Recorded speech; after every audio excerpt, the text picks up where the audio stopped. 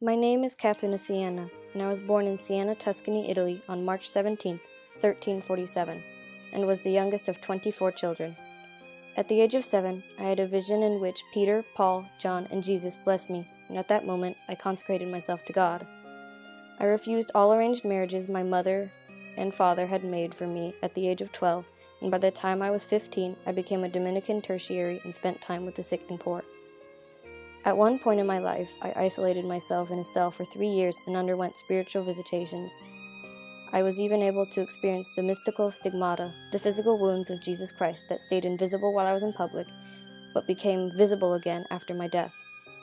While still in my cell, I received a vision of hell, purgatory, and heaven, and heard a divine command to leave my cell and enter the public life of the world. During my time, the Black Death was overtaking Rome, so I responded by nursing those affected by the plague along with their families. I even dug graves for those who had passed away to make sure they had a proper burial. I accompanied prisoners who were condemned to death and prayed with and for them.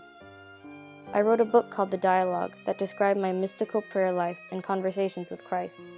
I became a peacemaker and mediated peace between feuding families in Siena and between the city of Florence and the Avignon-based papacy, and was politically involved and influential.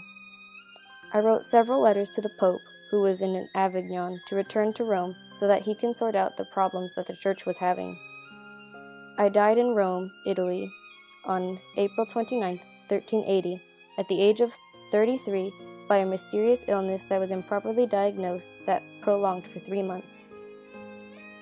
My mystical prayer life and experiences were as peaceful as the dialogue. I was canonized in 1461 by Pope Pius II and became a saint, and 9 years later, in 1470, I was canonized by Pope Paul VI and became a doctor of the Church, after being recognized for my spiritual works and writings. When I was canonized, I was ranked high among the mystics and spiritual writers of the Church.